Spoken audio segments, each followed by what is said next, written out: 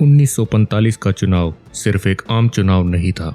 ये भारत के खिलाफ रचा गया एक षड्यंत्र था, एक ऐसा षड्यंत्र जिसका मकसद था भारत को तोड़ना। इस चुनाव में मुद्दा सिर्फ एक था, अखंड भारत या विभाजित भारत। 1945-46 के चुनाव में जब मुसलमानों के पास मौका था इस देश को एकजुट रखने का, उस वक्त उन्होंने चुना भारत का बंटवारा। उन्होंने चुना जिन्ना को पाकिस्तान का ताज पहनाना। पर इस चुनाव का असली मकसद तब सामने आता है जब 1947 में देश के दो टुकड़े हो जाने के बाद ज्यादातर मुसलमान पाकिस्तान नहीं जाते और यही रह जाते हैं उस भारत में जिसे उन्होंने खुद दारुल हरब यानी गैर इस्लामी देश माना था। तो सवाल उठता है, अगर धर्म के नाम पर देश बटा था तो फिर धर्म के आधार पर पलायन क्यों नहीं हुआ? क्या यह सिर्फ एक देश बनाने की लड़ाई थी या फिर भारत को भीतर से कमजोर करने की एक सोची समझी साजिश? क्या ये दो राष्ट्र का सिद्धांत सिर्फ पाकिस्तान बनाने तक सीमित था या उसका आधा हिस्सा आज भी भारत में रह गया है? क्योंकि यह विश्वासघाती सोच आज भी जिंदा है। तभी तो हर बार जब देश के साथ खड़े होने की घड़ी आती है, कुछ चेहरे अचानक बेनकाब हो जाते हैं। जब दंगे भड़कते हैं, जब सड़कों पर पाकिस्तान जिंदाबाद के नारे गूंजते हैं, जब तिरंगे की जगह कोई और झंडा लहराता है, तब समझ आता है वो जहर जो 1947 में बांटा गया था, वो गद्दार सोच आज भी जिंदा है हमारे बीच, हमारे आसपास। आपने अक्सर मुसलमानों को ये कहते सुना होगा, सभी का खून शामिल है यहाँ की मिट्टी में, किसी के बाप का हिंदुस्तान थोड़ी है। ये पंक्तियां राहत इंदौरी की कविता से ली गई हैं और ये पंक्तियां उस मानसिकता का आईना है जिसने धर्म के नाम पर भारत के टुकड़े कर दिए और फिर उसी भारत पर बेशर्मी से दावा करने लगे। सवाल ये नहीं है कि कौन रह सकता है इस देश में, सवाल ये है किसने इस देश को बचाया और किसने इसे तोड़ा। आज मैं आपको बताऊंगा किसका खून सच में शामिल है यहाँ की मिट्टी में और किसकी गद्दारी ने पाकिस्तान को जन्म दिया। इस वीडियो में हम जानेंगे कि उस दो राष्ट्र सिद्धांत की कल्पना को हकीकत में बदलने वाले वो चेहरे कौन थे वो लोग जिन्होंने इस विचारधारा को जमीन पर उतारने में अहम भूमिका निभाई और कैसे 1945-46 के चुनाव ने इस विभाजनकारी सोच पर आखिरी मुहर लगा दी, एक ऐसा मोड़ जिसने भारत के भविष्य की दिशा ही बदल दी। इस कहानी का पहला किरदार है सैयद अहमद खान। वही सैयद अहमद खान जिसने इस देश के बंटवारे का जहरीला बीज बोया था। वही सैयद अहमद खान जिसने 1857 की क्रांति के दौरान ईस्ट इंडिया कंपनी का समर्थन किया था। और वही सैयद अहमद खान जिसने अलीगढ़ मुस्लिम यूनिवर्सिटी की स्थापना की, एक ऐसा संस्थान जिसने भारत के विभाजन में अपनी पूर्ण भागीदारी निभाई और पाकिस्तान के प्रति अपनी वफादारी के सबूत समय समय पर देते रहे हैं। सैयद अहमद खान ने 1876 में ही साफ कर दिया था कि हिंदू और मुस्लिम एक साथ एक देश में नहीं रह सकते, जिसके बारे में आरपी मिश्रा ने अपनी किताब रीडिस्कवरिंग गांधी वॉल्यूम 1 के पेज नंबर 175 पर बताया है। अब मुझे पूरा यकीन हो गया है कि हिंदू और मुसलमान, चूंकि उनका धर्म और जीवन शैली एक दूसरे से बिल्कुल अलग थी, कभी एक राष्ट्र नहीं बन सकते। उन्होंने आगे कहा, अब मुझे पूरा यकीन हो गया है कि ये समुदाय हिंदू और मुसलमान किसी भी चीज में पूरे दिल से शामिल नहीं होंगे। फिलहाल दोनों समुदायों के बीच कोई खुली दुश्मनी नहीं है, लेकिन भविष्य में यह बहुत बढ़ जाएगी और इस तरह वे द्विराष्ट्र सिद्धांत के पैगंबर बन गए और हर मंच से ऐसे ही विभाजनकारी बयान देने लगे, जिसका परिणाम 1947 में सामने आया। ये कोई एक बयान नहीं था। सैयद अहमद खान का मकसद साफ था, मुसलमानों को अलग राह पर मोड़ना। धीरे धीरे एक पूरा समुदाय ये मानने लगा कि उनकी पहचान, उनका वजूद इस देश में नहीं बल्कि उससे अलग होकर ही सुरक्षित रहेगा। साल 1888 में इलाहाबाद के पायनियर प्रेस ने सैयद अहमद खान के भाषणों और पत्रों का एक संग्रह छापा जिसका नाम था the present state of Indian politics. इसमें छपे भाषणों से हमें पता चलता है कि पाकिस्तान नाम की महामारी की शुरुआत कब और कहां हुई थी। इस किताब के पेज नंबर 17 पर सैयद अहमद खान ने 28 दिसंबर 1887 को लखनऊ में जो भाषण दिया उसके बारे में बताया गया है। इस सभा में सैयद अहमद खान ने खुलेआम कहा, जरा सोचो तुम कौन हो, हमारा यह मुल्क क्या है। हम वे लोग हैं जिन्होंने 600-700 वर्षों तक भारत पर शासन किया। हमारे हाथों से यह देश अंग्रेजों ने अपने अधीन कर लिया। हमारा मुल्क उन लोगों के खून से बना है जिन्होंने न केवल अरब बल्कि एशिया और यूरोप को भी दहला दिया था। हमारा मुल्क वो है जिसने अपनी तलवार से पूरे भारत को जीत लिया, जबकि उसके सभी लोग एक ही धर्म के थे।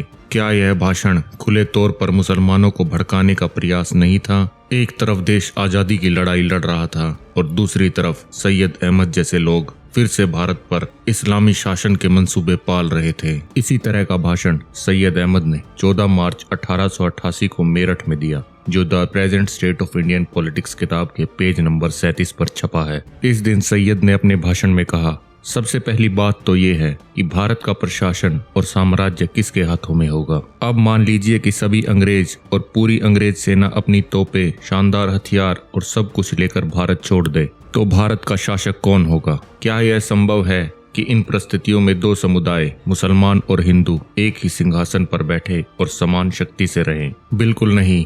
यह आवश्यक है कि उनमें से एक राष्ट्र दूसरे पर विजय प्राप्त करे और उसे नीचे गिरा दे। यह आशा करना कि दोनों समान रह सके असंभव और अकल्पनीय की कामना करना है। साथ ही आपको यह याद रखना चाहिए कि यद्यपि मुसलमानों की संख्या हिंदुओं की तुलना में कम है और मुसलमानों में उच्च शिक्षा प्राप्त करने वाले लोग बहुत कम हैं, फिर भी उन्हें महत्वहीन या कमजोर नहीं समझा जाना चाहिए। शायद वे अपनी स्थिति बनाए रखने के लिए अकेले ही काफी होंगे, लेकिन मान लीजिए कि वे नहीं होते, तब हमारे मुसलमान भाई पठान अपनी पहाड़ी घाटियों से टिड्डियों के झुंड की तरह निकल पड़ेंगे और उत्तर में अपनी सीमा से लेकर बंगाल के अंतिम छोर तक खून की नदियां बहा देंगे। अंग्रेजों के जाने के बाद कौन विजेता होगा, यह बात अल्लाह की इच्छा पर निर्भर करेगी, लेकिन जब तक एक राष्ट्र दूसरे पर विजय प्राप्त करके उसे आज्ञाकारी नहीं बना लेता, तब तक देश में शांति स्थापित नहीं हो सकती। इस बयान से सैयद अहमद खान की मानसिकता साफ झलकती है। भारत पर फिर से कब्जा करने की सोच, ये सोच पढ़े लिखे मुसलमान से लेकर एक आम मुसलमान तक हमेशा ही कहीं न कहीं जीवित रही है। आइए अब जानते हैं इस कहानी के दूसरे किरदार मोहम्मद इकबाल उर्फ अल्लामा इकबाल के बारे में। इकबाल ने भारत के मुसलमानों को एक राष्ट्र के रूप में परिभाषित किया और सुझाव दिया कि देश में शांति की कोई संभावना नहीं हो सकती जब तक कि मुसलमानों को एक राष्ट्र के रूप में मान्यता नहीं दी जाती। ये वही इकबाल है जिसने कभी तरानाए हिंद, सारे जहां से अच्छा हिंदुस्तान हमारा लिखा था, परंतु अपने अंदर छुपी जिहादी मानसिकता को अधिक समय तक दबा कर नहीं रख पाए और फिर मोहम्मद इकबाल ने पाकिस्तान के लिए लिखा तरानाए मिल्ली, जिसे कौम का गीत भी कहा जाता है, जो मुस्लिम राष्ट्र को समर्पित है, जिसके कुछ बोल हैं, चीनो अरब हमारा, हिंदुस्तान हमारा, मुस्लिम है हम, वतन है सारा जहां हमारा। 29 दिसंबर 1930 को इलाहाबाद में अखिल भारतीय मुस्लिम लीग के 21वें वार्षिक अधिवेशन के दौरान अल्लामा इकबाल ने अपने अध्यक्षीय भाषण में उत्तर पश्चिम भारत के मुस्लिम बहुल प्रांतों के लिए अलग राज्य बनाने का विचार सबके सामने रखा।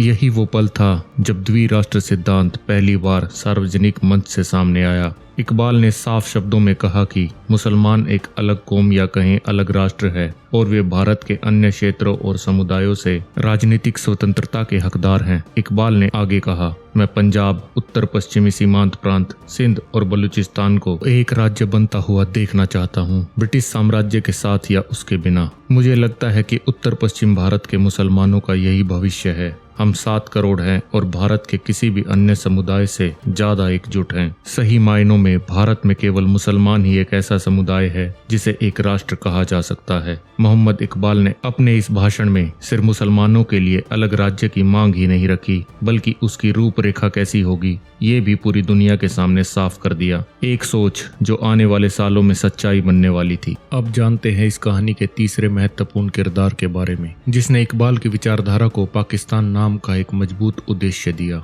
इस किरदार का नाम था चौधरी रहमत अली। 28 जनवरी 1933 को कैम्ब्रिज यूनिवर्सिटी में पढ़ाई के दौरान रहमत अली ने एक इश्तेहार निकाला जिसका शीर्षक था नाउ और नेवर। इसमें रहमत अली ने अलग इस्लामिक राष्ट्र को पहली बार पाकिस्तान का नाम दिया। पाकिस्तान का शाब्दिक अर्थ है पवित्र लोगों की भूमि। इसका मतलब ये था कि हिंदू और उनसे संबंधित सभी चीजें अपवित्र, भ्रष्ट और अशुद्ध हैं। रहमत अली ने इस इश्तेहार में बताया कि पाकिस्तान में कौन कौन से प्रांत शामिल होंगे। कहा जाता है ये शब्द उन प्रांतों के शुरुआती अक्षरों से बनाया गया था जिन्हें मूल रूप से पाकिस्तान में एकीकृत करने की योजना थी। ये प्रांत थे पंजाब, अफगानिया, कश्मीर, सिंध और बलूचिस्तान, जिसके आखिरी 3 अक्षर लिए गए थे। पाकिस्तान इस सिद्धांत पर आधारित था कि भारत के मुसलमान एक अलग राष्ट्र हैं इस इश्तिहार में रहमत अली ने साफ कर दिया था कि कैसे उनकी मांग मोहम्मद इकबाल की मांग से अलग है, और इसके बारे में वे आगे लिखते हैं। ये मांग मूलतः मोहम्मद इकबाल द्वारा 1930 में अखिल भारतीय मुस्लिम लीग को दिए गए सुझाव से अलग है। हालांकि उन्होंने इन प्रांतों को मिलाकर एक अखिल भारतीय संघ की एक इकाई यानी एक राज्य बनाने का प्रस्ताव रखा था। हमारा प्रस्ताव है कि इन प्रांतों का अपना एक अलग संघ यानी अलग देश होना चाहिए। अगर हम मुसलमानों को हिंदू प्रधान देश में धोखा दिया जाता है, जहां हम अपने भाग्य के निर्माता और अपनी आत्मा के कप्तान नहीं हो सकते, तो देश में शांति और अमन चैन नहीं रह सकता। पाकिस्तान की शुरुआती योजना केवल उत्तर पश्चिम भारत के मुस्लिम बहुल प्रांतों तक सीमित थी, जिसमें पंजाब, सिंध, बलूचिस्तान और उत्तर पश्चिम सीमांत प्रांत शामिल थे। लेकिन जल्द ही यह योजना एक बेहद खतरनाक और कट्टरपंथी दिशा में बढ़ने लगी। पाकिस्तान अब सिर्फ एक देश नहीं था, बल्कि एक इस्लामी महाद्वीप का सपना बन चुका था। इस सोच का सबसे कट्टर रूप दुनिया के सामने लाए चौधरी रहमत अली। रहमत अली ने 1940 में दीनिया उपमहाद्वीप का नक्शा दुनिया के सामने रखा। इंडिया शब्द को तोड़ मरोड़ कर बनाया गया था यह नाम दीनिया। इस नक्शे में वर्तमान पाकिस्तान के साथ साथ पूरा कश्मीर, पूरा पंजाब, गुजरात, बंगाल, असम, बिहार, यूपी और केरल शामिल थे। इस नक्शे ने मुसलमानों को वो सपना दिखाया जिससे उन्हें यकीन हो गया कि उनका प्यारा पाकिस्तान उनके घर के आसपास ही बनेगा। यही कारण था कि 1945-46 के चुनाव में मुसलमानों ने दिल खोलकर पाकिस्तान के लिए वोट डाले। परंतु इस नक्शे के पीछे छुपी थी एक गहरी साजिश, जिसका मकसद था भारत को चारों तरफ से मुस्लिम बहुल इलाकों से घेरना। आइए अब इस नक्शे को विस्तार से समझते हैं। बंगाल और असम के बड़े हिस्से को रहमत अली ने नाम दिया बंगिस्तान। बिहार के मुस्लिम बहुल इलाकों को कहा गया फारूकिस्तान। राजपूताना, जहां अजमेर के मोइनुद्दीन चिश्ती की दरगाह है, उसको नाम दिया गया मोइनिस्तान। और पूर्वी उत्तर प्रदेश को कहा गया हैदरिस्तान। मध्य भारत और भोपाल के आसपास के हिस्सों को कहा गया सिद्दीकिस्तान। हैदराबाद, जहां 86% आबादी हिंदू थी, उसको बना दिया गया ओस्मानिस्तान। यहाँ तक कि केरल को भी नहीं छोड़ा गया, वहाँ का नाम था मापलिस्तान। रहमत अली की ये कट्टर सोच यहीं नहीं रुकी। उसने लक्षद्वीप और अंडमान निकोबार द्वीप समूह को भी पाकिस्तान का हिस्सा घोषित कर दिया। यहाँ तक कि रहमत अली ने समुद्रों का भी इस्लामीकरण कर दिया था। अरब सागर का नाम बदल कर रखा गया पाकियन सी, हिंद महासागर को कहा गया ओस्मानियन सी और बंगाल की खाड़ी को नाम दिया गया बांगियन सी। भारत के खिलाफ रचे गए इस षड्यंत्र की जड़ें कितनी गहरी थी, इसका आभास कुछ सेकुलर हिंदुओं को आज भी नहीं है। रहमत अली का नक्शा कोई आम नक्शा नहीं था। ये उस सोच की झलक थी जो सिर्फ बंटवारे तक सीमित नहीं थी, बल्कि पूरे भारत के इस्लामीकरण की कल्पना को दर्शाती थी। अब चलते हैं इस कहानी के आखिरी किरदार की तरफ, जिसका नाम था मोहम्मद अली जिन्ना। साल था 1940, जगह लाहौर। अखिल भारतीय मुस्लिम लीग का 3 दिवसीय अधिवेशन चल रहा था और यहीं जिन्ना ने रहमत अली की कल्पना को एक औपचारिक रूप दे दिया। इस अधिवेशन में पारित हुआ पाकिस्तान प्रस्ताव। इस अधिवेशन के दौरान 24 मार्च को जिन्ना ने रहमत अली के करीबी साथी अब्दुल रहीम से मुलाकात की और सुझाव दिया कि पाकिस्तान शब्द में आई जोड़ा जाए, जिसका अर्थ जिन्ना ने इस्लाम बताया। जिन्ना के अनुसार इस्लाम ही उन प्रांतों को आपस में जोड़ने वाली कड़ी होगा। यहीं से पाकिस्तान आंदोलन ने जमीन पकड़नी शुरू की। हर मंच, हर सभा, हर भाषण अब एक ही मकसद के इर्द गिर्द घूमने लगा, मुसलमानों के लिए एक अलग राष्ट्र। जिन्ना ने 1945-46 के चुनाव का पूरी तरह से इस्लामीकरण कर दिया था और हर मुसलमान इसे इस्लाम की लड़ाई समझकर वोट कर रहा था। हर मुसलमान को यही लगता था अगर उन्होंने मुस्लिम लीग के लिए वोट नहीं किया तो वो काफिर बन जाएंगे। और आखिरकार 1947 में उसका परिणाम दुनिया के सामने आया। लेकिन इस लक्ष्य तक पहुंचने की राह शांति की नहीं थी।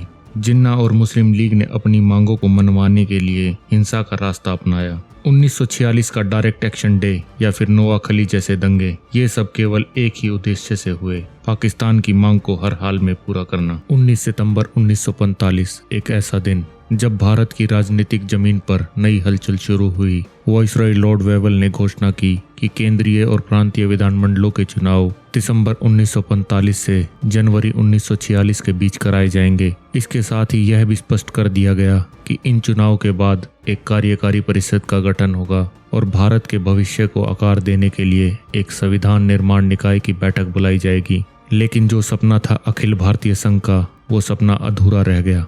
भारत सरकार अधिनियम 1935 के तहत रियासतों को शामिल किया जाना था, परंतु रियासतें इसके लिए तैयार नहीं थी। इसलिए केंद्रीय विधानमंडल के चुनाव भारत सरकार अधिनियम 1919 के प्रावधानों के तहत ही कराए गए। इन चुनावों में केंद्रीय असेंबली यानी आज की लोकसभा में कुल 102 सीटें थी। वहीं दूसरी ओर प्रांतीय असेंबली के चुनाव भी कराए गए, जिन्हें आज हम विधानसभा चुनाव कहते हैं। इनमें कुल 1585 सीटें शामिल थी। 1946 में भारत की कुल जनसंख्या में मुसलमानों की हिस्सेदारी 24% थी, लेकिन आश्चर्यजनक रूप से इस चुनाव में उनके लिए 30% सीटें आरक्षित कर दी गई और इन आरक्षित सीटों के लिए भी चुनाव की व्यवस्था थी कुछ अलग। पृथक निर्वाचक मंडल यानी सेपरेट इलेक्टोरेट्स, एक ऐसी व्यवस्था जिसमें मुस्लिम आरक्षित सीटों पर सिर्फ मुसलमान ही वोट डाल सकते थे। केंद्रीय असेंबली की 102 सीटों में से 30 सीटें मुसलमानों के लिए आरक्षित थी और प्रांतीय असेंबली की 1585 सीटों में से 492 सीटें सिर्फ मुसलमानों के लिए आरक्षित रखी गई। केंद्रीय असेंबली के चुनाव में मुसलमानों ने दिल खोलकर पाकिस्तान के लिए वोट किया और इन चुनाव के नतीजे भी उसी तरह के रहे।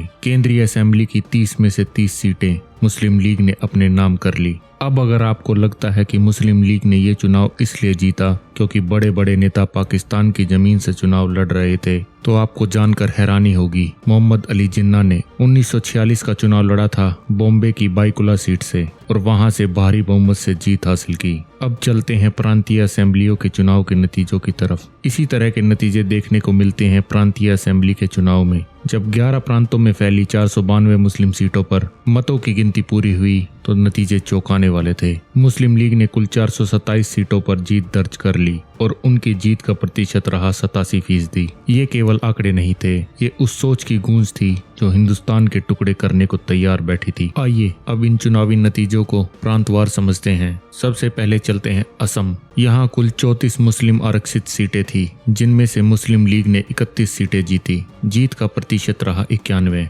बंगाल, सबसे ज्यादा मुस्लिम आरक्षित सीटें बंगाल में थी, जिनकी संख्या थी कुल 119। मुस्लिम लीग ने इनमें से 113 पर कब्जा जमाया, यानी 95% सीटों पर जीत दर्ज की। बिहार, यहाँ की कुल 40 सीटों में से 34 सीटें मुस्लिम लीग की झोली में आई। यहाँ भी लगभग 85% सीटों पर जीत दर्ज की। बॉम्बे, यहाँ तो मुस्लिम लीग ने सभी 30 में से 30 सीटें जीतकर इतिहास रच दिया था। सेंट्रल प्रोविंस, इस क्षेत्र में आज के मध्य प्रदेश, छत्तीसगढ़ और महाराष्ट्र के हिस्से शामिल थे। यहाँ 14 में से 13 सीटें लीग के खाते में गई और जीत का प्रतिशत रहा 93। मद्रास, फिर से एकदम क्लीन स्वीप, सभी 29 सीटों पर मुस्लिम लीग ने जीत दर्ज की।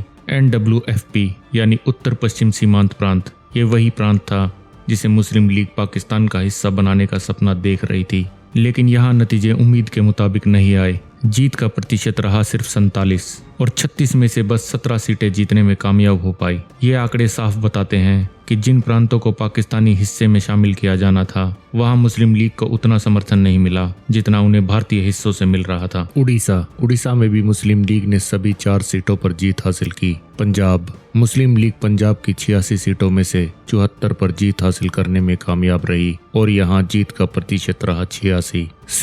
सिंध में लीग ने 82% सीटों को अपनी झोली में डाला और यहाँ की 34 सीटों में से 28 पर जीत दर्ज की।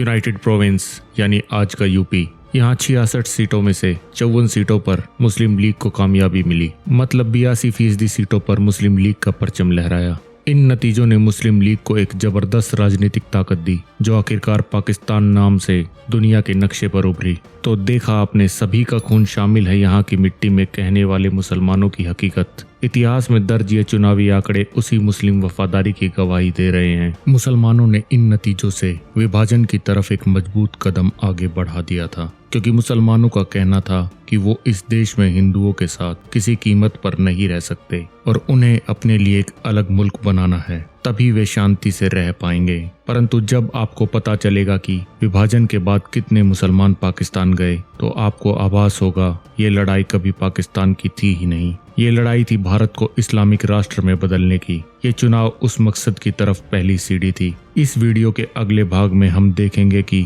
बंटवारे के बाद कितने मुसलमान पाकिस्तान चले गए और कितनों का दिल रातों रात बदल गया।